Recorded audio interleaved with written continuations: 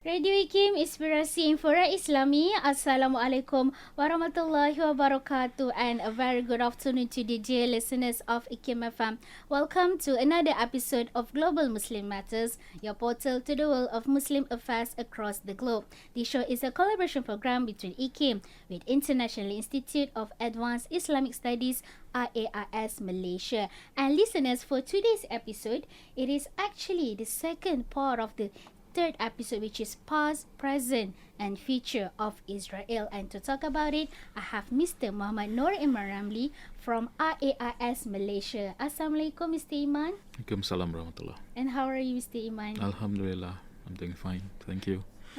It is happy to have you here in the studio for the second part of this interview. And Mr. Iman, in our previous conversation, you talk about the history of Jews, which include the historical background, their migration in the early medieval period, and also to where we are right now. So, as an opening of this interview, Mr. Iman, could you walk us through what the historical and socio-political landscape of Palestine was like prior to the Israeli occupation?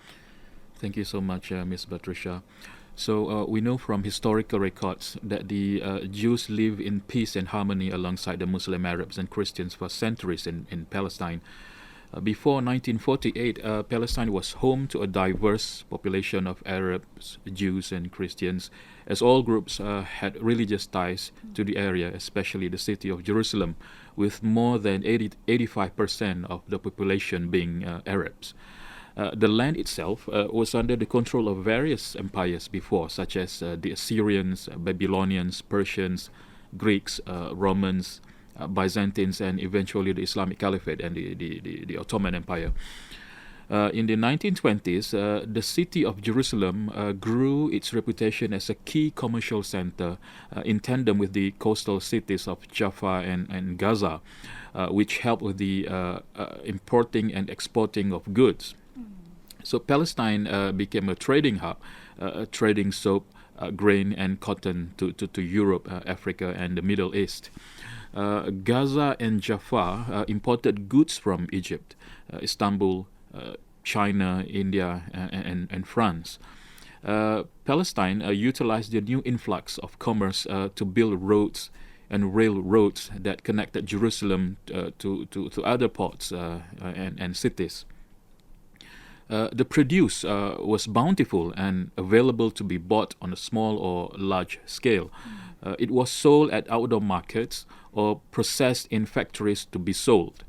In towns and villages, people went about their daily lives, buying groceries and interacting peacefully with the neighbors. Despite a booming trade economy, British occupation still loomed heavily then in the streets of Palestinian cities. After the defeat of the Ottoman Empire in 1917, the British took control of Palestine and occupied the region for 30 years. The British occupation also began the establishment in Palestine of a national home for the Jewish people, mandated by the Balfour Declaration, named after British Foreign Secretary Arthur Balfour. Despite the civil unrest lurking in Palestine, there was also a sense of normal day-to-day life. By the middle of the century, the British left Palestine and left the Arab and the Jewish populations to settle land disputes on their own. On May 15, 1948, the State of Israel came into being. The creation of Israel was a violent process that entailed the forced expulsion of hundreds of thousands of Palestinians from their homeland to establish a Jewish majority state as per the aspirations of the Zionist movement. Since the Hamas-Israeli war broke out in early October 2023, we have seen videos of anti-Zionist Jewish groups recalling the memories of their ancestors living in harmony and peace in Palestine before Israel was formed. There is a rabbi who shared on his social media the experience of his mother telling about the friendly relationship between Jews and Arabs, where they help each other to babysit their children and celebrate each other's holidays together. It was very peaceful at that time. These Jews are deeply affected by the establishment of Israel and the terrible massacre that is happening in Gaza. They are now loudly fighting for the voice and independence of the Palestinian people, together with the Palestinian Muslim Arabs and Christians. According to them, the Zionist faction is not from the Jewish nation, because Zionists are secular, an atheist faction that only rides on Judaism for self-interest, money, and power. The establishment of the illegal state of Israel itself is against the teachings of Judaism. God ordered the Jews to remain in exile and forbade them to establish their own state as a punishment for their past mistakes and sins. The metaphor is like a child who is punished to stand outside the house by his father for doing something wrong. Instead of obeying the instructions, the son rebelled against his father by entering the house. Now, this shows the child's rude, arrogant, and stubborn attitude toward his father. Disobeying this sacred directive to remain in exile implies that the Jews are defying God, leading to the possibility of incurring God's wrath. Now, coming to the conflict between Israel and Palestine, the solution seems as far away as ever. But past relations between Muslims and Jews have often been harmonious and hopefully can be so again. There is nothing in Islamic history to parallel the Spanish expulsion and Inquisition, or the Russian pogroms, or the Nazis' Holocaust. Had Islam not come along, Jewry in the West would have declined to disappearance, and Jewry in the East would also have become just another Oriental cult. To many, this is an unpopular, discomforting claim in the modern world, but it is a historical truth.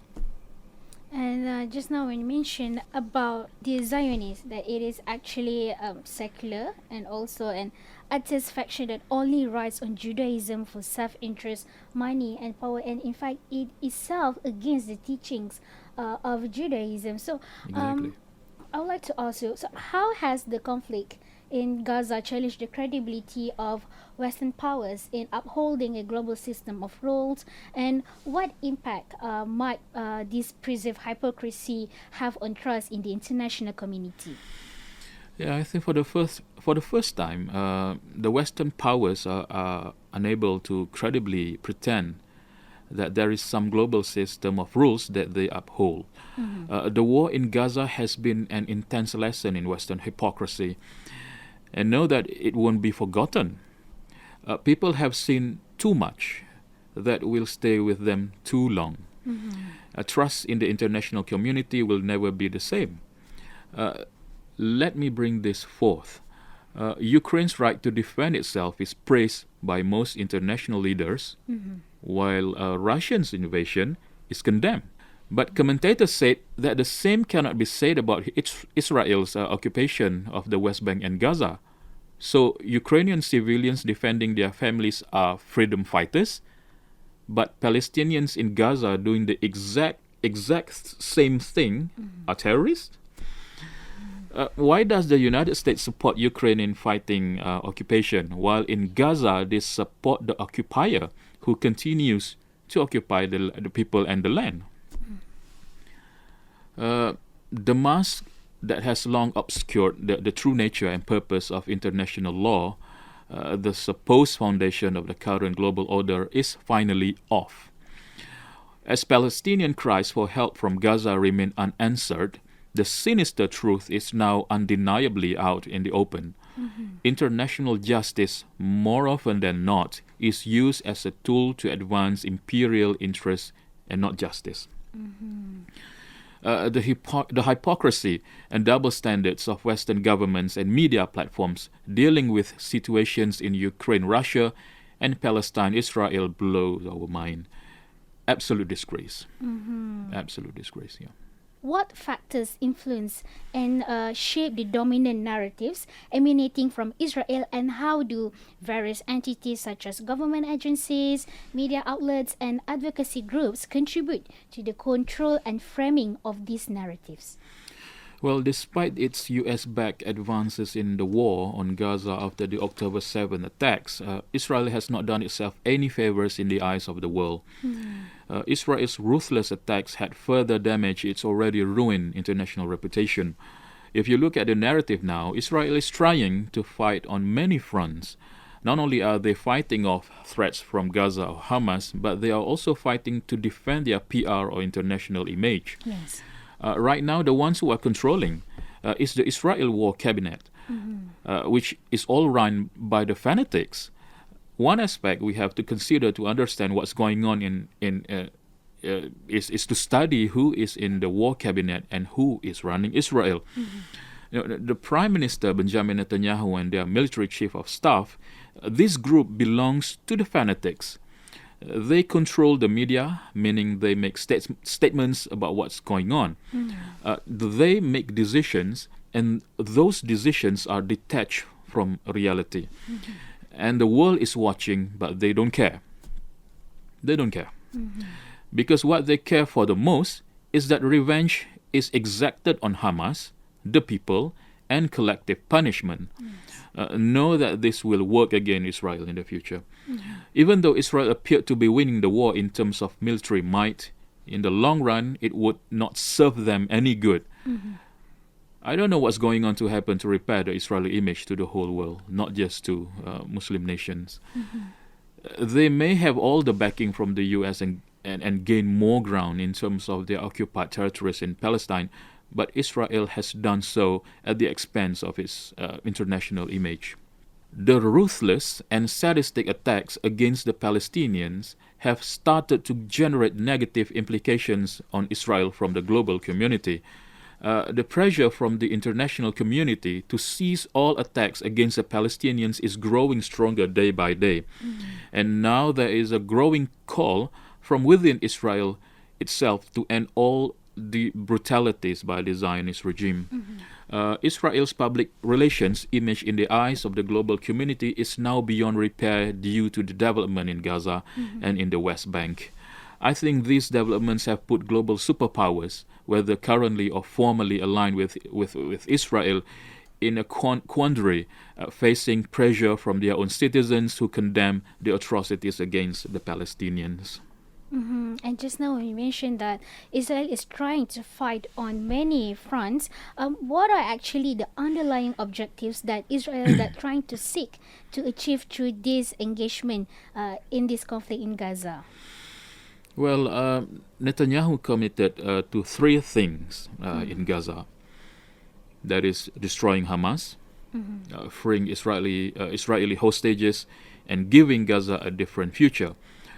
Following Hamas' October 7th attack on Israel, the latter is adamant that Hamas should no longer be allowed to continue ruling Gaza, and they wanted to maintain overall military responsibility in Gaza. Furthermore, Netanyahu's map, which he presented at the United Nations General Assembly in New York in September, could paint a clearer picture of his ambitions. The map, named the New Middle East, was a deliberate act to show Netanyahu's confidence that all Arab countries in the region would recognize Israel as a sovereign state when the normalization policy is adopted. Well, as we all can see, the map clearly erased the name Palestine. Of course, the map did not reflect the vision held by the majority of Israelis. Instead, it represented the perspective of Netanyahu and his extremist cabinet members who advocate for a non-existent Palestine. The majority of Israelis support the idea of a two-state solution for both Israel and Palestine. It is mainly the extreme right, exemplified by the Netanyahu government, that opposes a two-state solution and instead favors a single-state Israel. And just now you mentioned that Israel make it clear that they want to defeat Hamas. They think that Hamas should no longer allowed to continue ruling Gaza, and they wanted to maintain overall military responsibility in Gaza. Exactly. So what strategic considerations or motivations might underline in Israel's interest in exerting control over Gaza? That's a very interesting question. There were three strategic reasons why Israel would want to take over Gaza.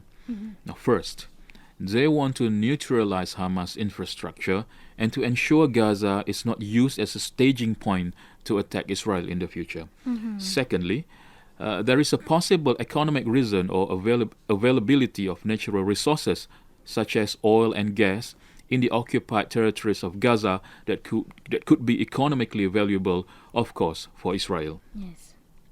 And lastly, the aim was to rebuild Netanyahu's government and restore his political image, which suffered significant damage after the October 7th attack.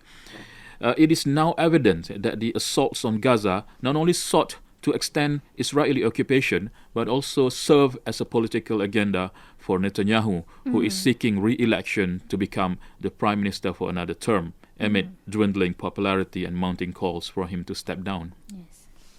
A recent poll by Israeli free-to-air television channel 12 indicates that 70% or 76% of Israelis want Netanyahu to step down, with 64% advocating for an immediate election post-war. So majority, more than majority, I mean almost than half of them wanted Benjamin Netanyahu to step down as the prime minister. Yes, yeah.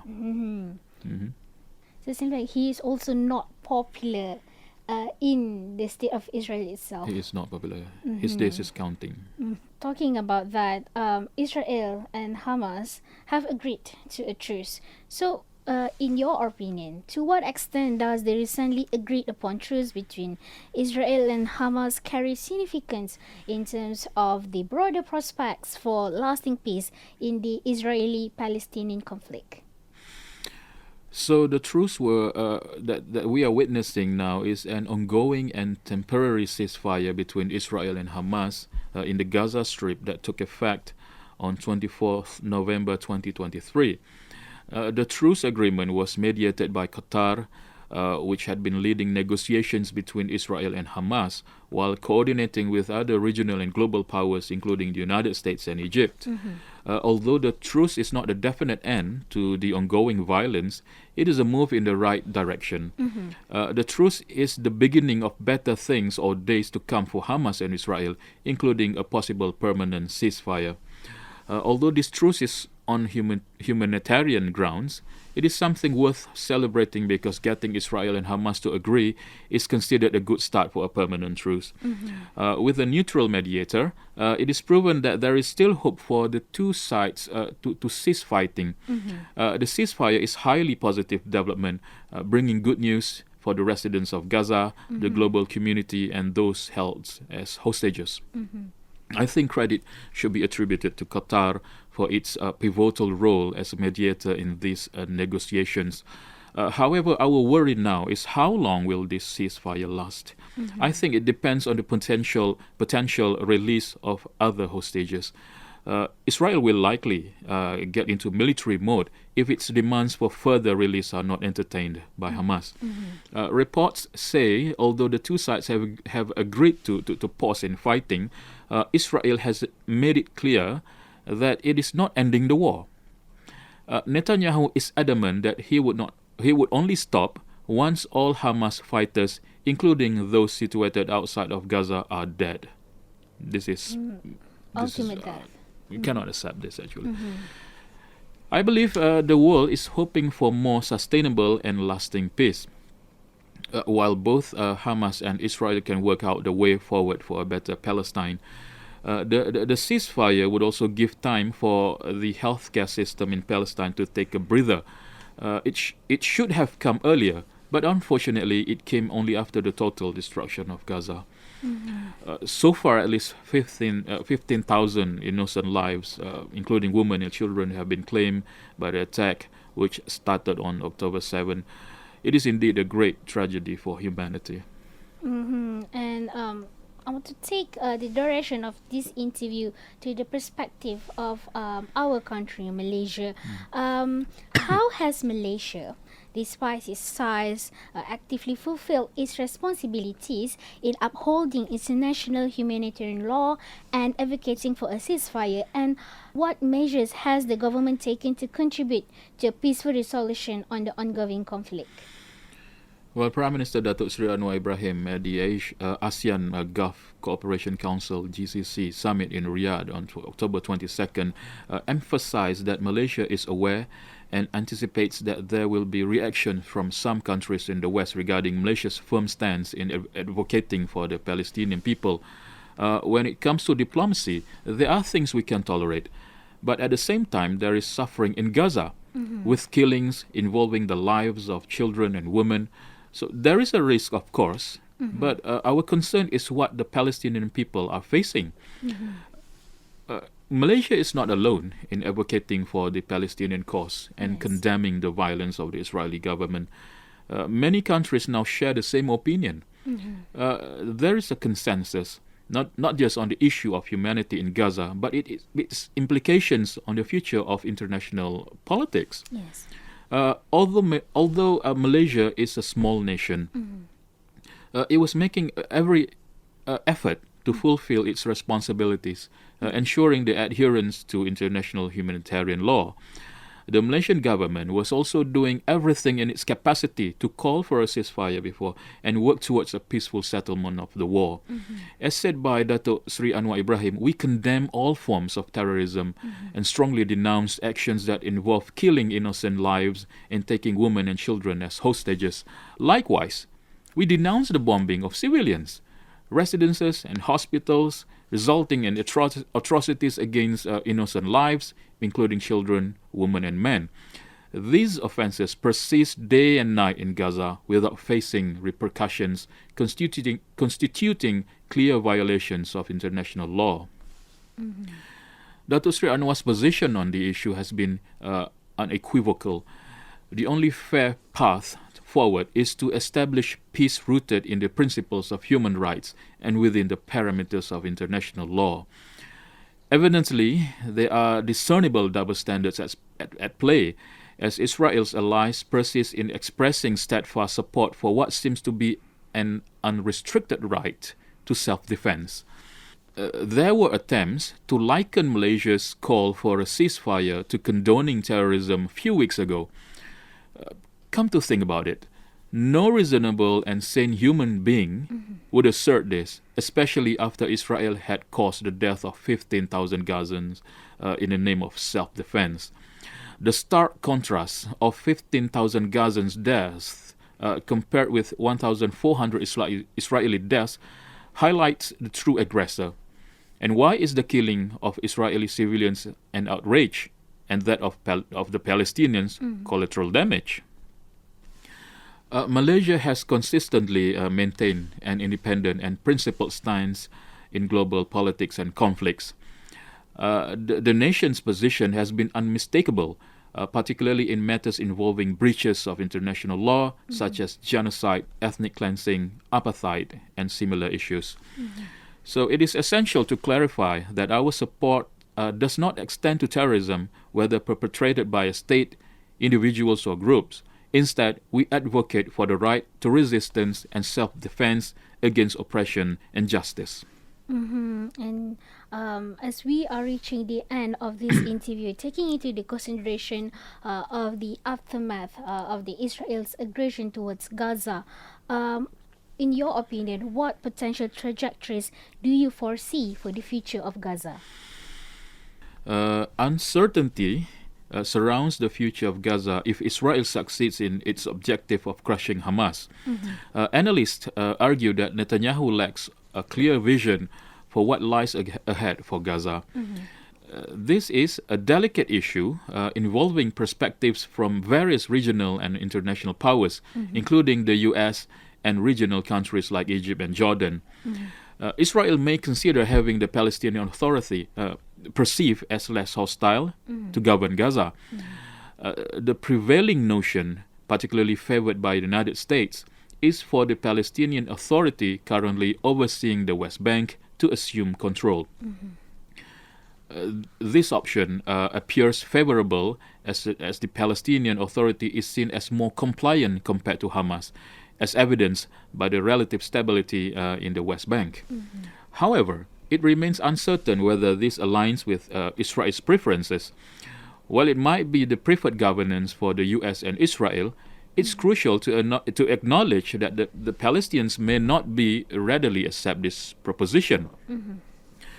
Hamas, on the other hand, advocates for a one-state solution, and it seems that a majority of the people in Gaza still support this ideology.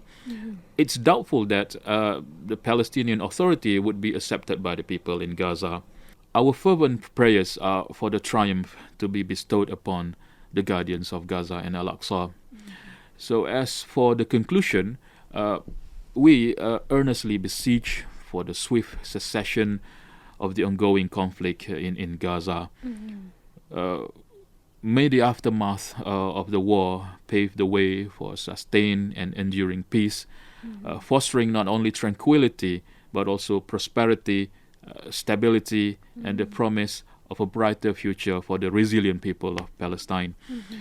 May Allah subhanahu wa ta'ala grant victory to our brothers and sisters in Palestine, relieve their concerns, remove their anguish, make their feet firm, heal their sick, heal their afflicted, have mercy on their dead, and accept their dead as martyrs. So, Amin, inshallah. Amin, inshallah. And as Muslims here in Malaysia, we should not stop praying for the freedom of our brothers and sisters in Palestine. Inshallah, Palestine will soon be free from the aggression of Israel. With that being said, I would like to thank Mr. Nur Iman Ramli for his insight on today's topic, past, present, and future of Israel, second part. And we hope that today's interview will be beneficial to those who are listening to us either through radio or even through our social media. And thank you again, Mr. Iman, for being with us in the studio. Assalamualaikum. Waalaikumsalam warahmatullah. Thank you. And thank you for being in the studio. And dear listeners, if you haven't listened to the first part of the interview or missed any part of the show, you can watch the replay through our Facebook page, Ikim FM, and also on YouTube, Ikim Media. Be sure to tune in to us next week for more conversations. Goodbye for now. Assalamualaikum warahmatullahi wabarakatuh.